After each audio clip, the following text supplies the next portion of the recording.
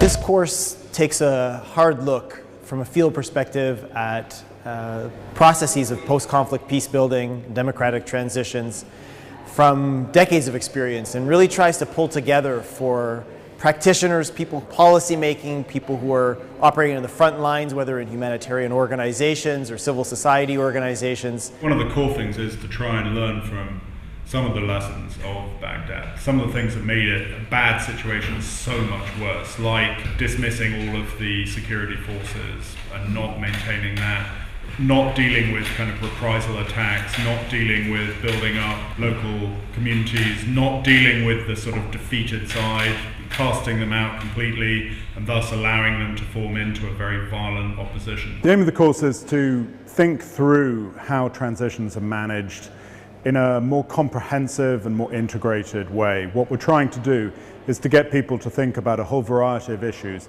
how to bring them together, and how to make transitions more effective and less costly in terms of their impact on people who are trying to survive in post-conflict or post-transition countries. One of the highlights for me was the discussions on the case studies, especially covering Iraq, Kosovo, because these are areas that, and Afghanistan, these are areas that had worked in. I started working very recently, and I gained a lot of theoretical knowledge during my studies, but I'm only starting to put it in practice, and I thought this course was one of those places where you could get this practical perspective. Sending those very clear messages that how you deal with your own people and keep a lid on it, knowing how hard it is, knowing how tough the conflict's been, is absolutely essential.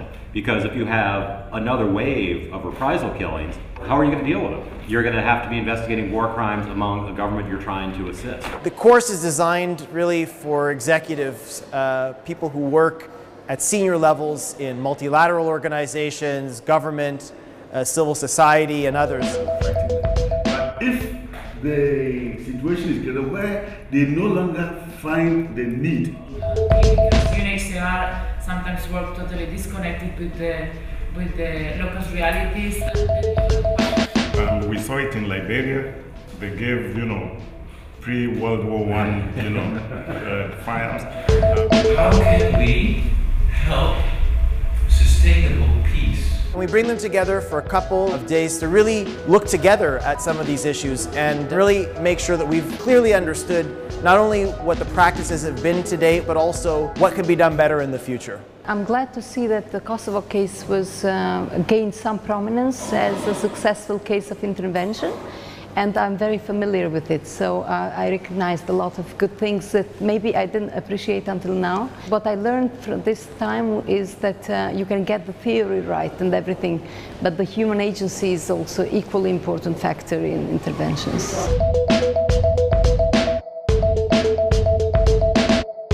You can't do everything. You have to decide what you can do. What do you recommend for a government to be doing on day one?